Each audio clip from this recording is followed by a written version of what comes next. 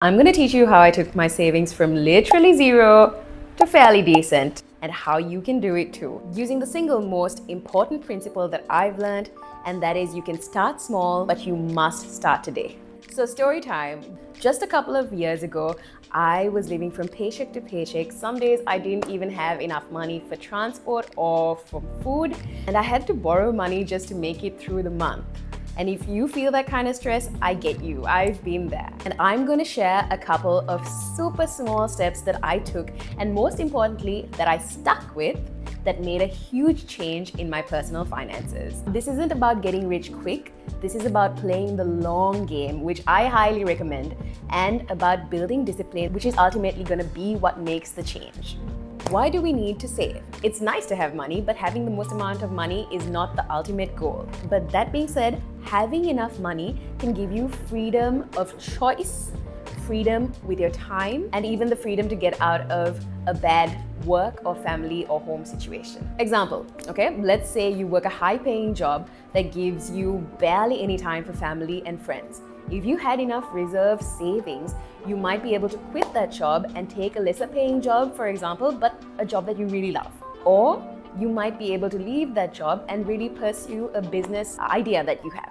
Really, the shift is in the mind, but it requires action. When it comes to money, it's not how much you have, but how you think about it that really matters. Our beliefs around money are modeled by so many things.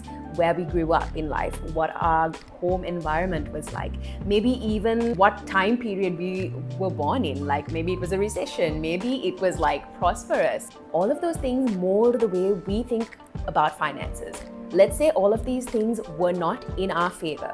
It doesn't matter, because all you need to do is really rewire your brain and make money work for you instead of us working for it to constantly play catch up. And this is possible because this is the story of my life. I came from a background which savings was not really talked about or encouraged. And when I started going to church is when I really was inspired or felt hopeful that I can actually change that and actually be prosperous. But the truth is that no amount of feeling inspired or feeling hopeful would work if I didn't take action. Manifestation and goal setting. So I'm going to share something that I did that changed the game for me in finances. It may seem a bit woo-woo and you may think I'm a little crazy, but if it works, it's worth a try, right? When I started saving, I was very aware of how much I was making for a month, and I wanted more. Not even wanted, I needed more. And I found a journal which was from 2021, I think, and I've written in that, make 200K a month. Later on in the month, I've made another journal entry. So excited, so happy, so in disbelief, because I actually hit that savings goal. And I've written how after I wrote the number down, money and gigs and just other opportunities kept pouring in just so I could make this 200,000. Prior to that, I'd been making maybe 100,000 a month. Could this be a coincidence? But over the years, I see multiple journal entries where I increase the amount that I've written that I want to make, and I keep hitting it. I just kept raising the bar, and the world just kept giving me exactly what I was asking for. It sounds crazy, right? But I don't know, write something crazy down and see what happens. Manifestation isn't just woo-woo. It's neuroscience, okay? Writing something down and visualizing having the thing that you want actually activates the same neural pathways in your brain as having the thing. When you focus on something repeatedly, for example, say your affirmations that you've written down next to your bathroom mirror, which you like repeat and read every single day while you're brushing your teeth, maybe twice a day, your brain actively starts to look for ways to connect you with whatever you're seeing. So when you believe that something can truly happen, your brain starts to filter in opportunities that will take you closer to what you're seeing, right? And same way, when you believe that something is impossible, your brain will start to filter out opportunities to take you that way. So affirmations and manifestation aren't delusional or just woo-woo. It's literally creating new neural pathways and literally paving the way for you to get from where you are to where you want to be. But here's the catch. It only works when it's paired with action. And the truth is that intention without action is just wishing. See, if I wrote 200K in my journal, and I didn't do anything. Like, I didn't take any freelance jobs. I didn't want to work more or work harder or put in the effort, I would get nowhere. So the results come with a combination of clear intention paired with action. So let's get into the very basics. I'm gonna go at this assuming that you have no savings, okay? So we're starting from ground zero. Step number 1, start small, even by saving just 10%. I started by giving 10% to church as a tithe. Now, this is something that I do based on my personal beliefs and my faith. But this for you could be for a charity, for an investment fund, or like a rainy day fund or a future self fund, whatever, you decide, okay? But the greatest thing I learned from putting away that 10% was the discipline of putting away money first before I start spending for myself. It's just priorities. In addition to the 10% that I was already saving or putting away for church, I gave myself the goal of putting 10% in an emergency rent fund, and I'll get into what those are later, and then another 10% into a general savings fund. So in total, we're saving 30% now, right? And I disciplined myself to do these 3 things first. Pay my tithe, put away whatever I needed to put away into savings, pay my rent, very important. Then I see what's left and I live accordingly. So this brings me to my first principle when it comes to finances, and that is discipline. Simply cannot get good at finances without discipline. I did the math. In 1 year, if I saved 20,000 rupees in the emergency rent fund and the general saving fund that I had created, in a year I would have saved 240,000 rupees. Now, it doesn't seem like a lot, and it also seems like a long way to get that 240,000. But at the end of a year, it's better than having saved 0. Discipline will also come into play when you see your savings grow. You're going to have to discipline yourself to not go on that trip, to not spend the way your friends are spending. The temptation to go and spend on things you want must be controlled until you've built enough bank to actually be able to afford these things. And a good rule of thumb is, if you can't buy it twice, you can't afford it. I don't make the rules. So setting boundaries and sticking to them is key. Listen, if you can't do 30%, start with the 10%. When you see it growing, you'll be motivated to save more, trust me. So when you start saving more and getting disciplined with your finances, you'll notice that you start attracting more finances and income. For example, a few months into starting to save and being disciplined with my finances, I got an increment from work. Now, the temptation for me was to go and get a nicer place to live because now I had more income coming in, right, monthly. And that brings me to my next point, which is living beneath your means. Instead of adjusting my lifestyle to the new upgrade in income that I had gotten, I began adding all of that extra money that I was getting from that increment into my savings. My lifestyle went on as per usual. Everything was fine. But what was happening was now my savings was growing at like double the rate, maybe, or triple. So to live beneath your means simply to spend less than what you're earning. It's simple math, right? This will create a surplus that can be invested later. It's just a financial strategy that involves conscious spending patterns and prioritizing long-term financial goals over your immediate wants. A piece of financial advice that really, honestly, this was what really changed my life and made me start to think about finances in a different way. It is that you should aim to save 60% of your income and live on the 40% that's left. For me, when I heard this blew my mind because I couldn't do that. And it was simply because I did not have anything in reserve. I had no discipline. I had not cultivated the habit of saving, right? But what I did was I started with just 10%. And then when I got comfortable with that, I added a 20. And then when I saw that I was attracting more finances, I added a 30. And little by little, I'm working my way up to that percentage. Do not try to start here. Start with a baby step. And most importantly, stick with it. Step number 3, how I split my savings. So I get multiple payments a month, right? It's not one bulk check that I get. I get multiple payments because this is the freelance life. And with every single payment that I get, I divide up my savings and I put it away first. I'm going to share my current formula with you guys, but feel free to work out percentages that work for you.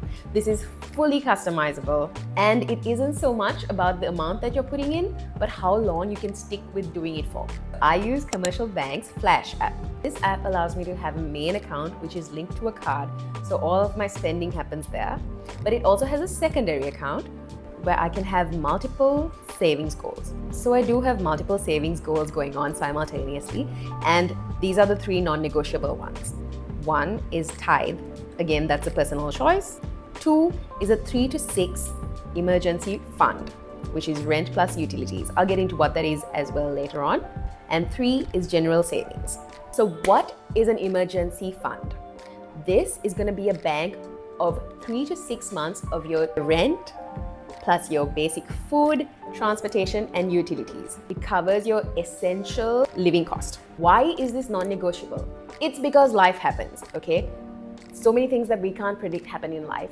And if, say, you lose a job or someone in your family gets sick, you're not gonna fall flat on your face when that happens. You're prepared. Like for 6 months until you figure your stuff out, you have something to fall back on. And this is why having that 3 to 6 emergency fund is essential. To build this fund, what you can do is start this first.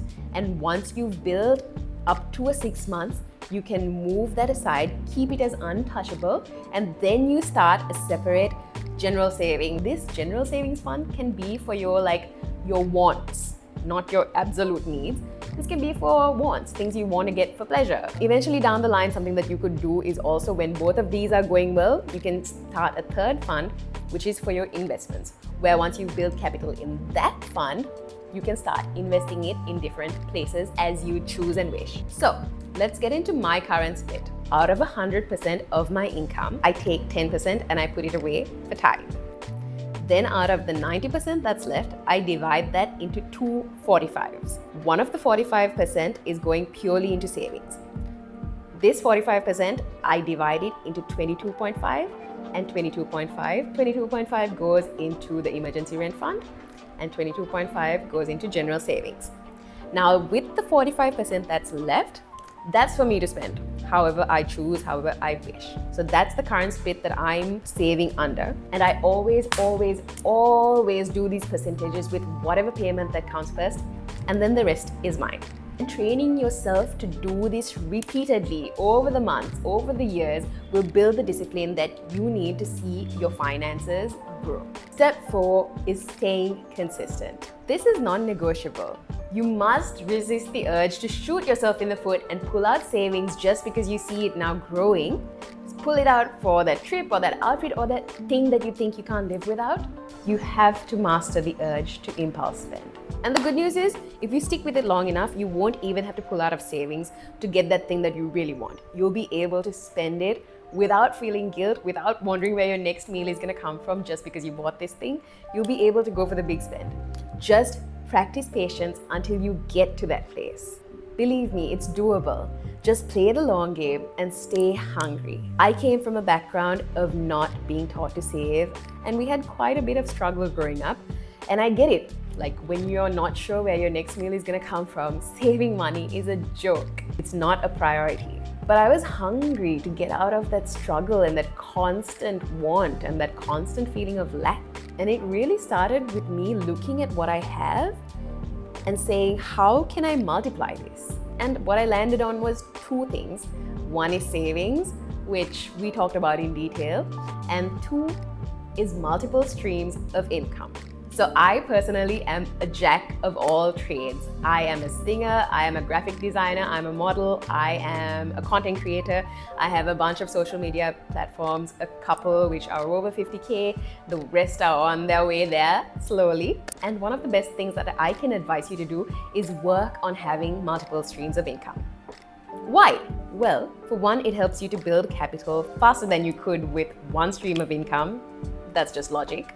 But also, this is the very best way to guard against the uncertainty of life, is to avoid a single point of failure. What's that, you say? I read in the book Psychology of Money, which is a great read, by the way, read it. A good rule of thumb for a lot of things in life is that everything that can break will eventually break. So if many things rely on one thing working and that one thing breaks, you're counting the days to a catastrophe. That is a single point of failure. So example, if you get fired from your 9-to-5 job and that's your only stream of income, you're screwed. But if you have multiple streams of income going, you won't be that devastated. Yes, you'll be upset, but no, you won't be destroyed. It reduces the risk factor significantly. Resist the urge to take it easy and depend on that one paycheck. When I was working my graphic design job, I go to work, do my 9-to-5 work as fast as I could, finish it, and then do my freelance graphic design work. And then at 5 o'clock, I'd change, I'd go to some hotel in Colombo, sing there till 12 o'clock in the night, come back home and repeat. On the weekends, if I had more graphic design work to do, I'd do it. I was working non-stop. And yes, I was on the verge of burnout many times, but I was hungry. Sure, I could have stayed okay-ish with my 100K salary at the time, at a job which was okay but didn't utilize half of my talents. And also, side note, I think the reason why we don't go full on in those 9-to-5 stable jobs is because maybe it's not our passion. Maybe it just keeps us comfortable just enough so that we're uncomfortable, but it's livable, you know? I really could have just stayed in that comfortable place and not have to work this hard. But the trade-off is that staying in your comfort zone, you'll never grow and you will never utilize your full potential, or even try to utilize your full potential. So I would recommend, if this is something that is clicking for you, and if you're the kind of person who has this type of personality that is work hard, grind, hustle, discipline yourself, and build a future, which I feel like everybody should in their own way. If the multiple streams of income is your thing, start with just one. Number one thing I would do is start a side hustle related to your talents. Do you bake? Make it a side business. Take orders for the weekend and deliver. Are you knowledgeable about a certain topic or in a certain field? Start teaching. Make a course, sell it online. Do you have a great infectious personality? Become a content creator. Monetize it. Also, for whatever skills that you have, you can check Upwork and Fiverr and you can take projects from there and you can work. Or you can be a middleman for big sales like real estate, vehicles, whatever, you name it. If that's your thing, go for it. Or you can take the same thing that you do for work and you can start by doing the same thing that you do for work for family, for friends, for a friend's business that you know. Test the waters and see, is this something that I can branch out and do for myself? Because let's be real, if you're gonna put in blood, sweat and tears, all of that may as well serve you, not some company that's not gonna remember your name the second you quit and leave out that door. And yes, your first couple of tries doing this, it might be hard, you might fail at it, and you might suck. But as Jake from Adventure Time said, Dude, sucking at something is the first step towards being sort of good at something. If this is your goal, to get good with your finances, to start saving and investing, build discipline that is gonna take your finances and grow them, and to have freedom with your time, start with where you are. Write down how much you want to make. If you're making 100K, like don't try to make $1 million next month, okay? Make it realistic. Let's make it realistic, but a little bit outside your comfort zone, right? And then follow it up with action. That is the most important one. Start a savings fund, take the freelance jobs, start that side hustle, and work at it consistently. I'm not a financial expert by any means, and I'm not the richest person in Colombo, not by any means, but these basic, simple, very, very doable steps, they worked for me. They worked for me, and I'm still hungry. I'm still hungry to get to the next level. I really hope this helped you. If it did, leave an emoji of a soccer ball and I'll know that we connected. Share this video with a friend who you think these tips might come in handy and someone you think this would inspire. Thank you so much for watching. You've been great and I've been Naomi. I'll see you guys on the next one. Love you.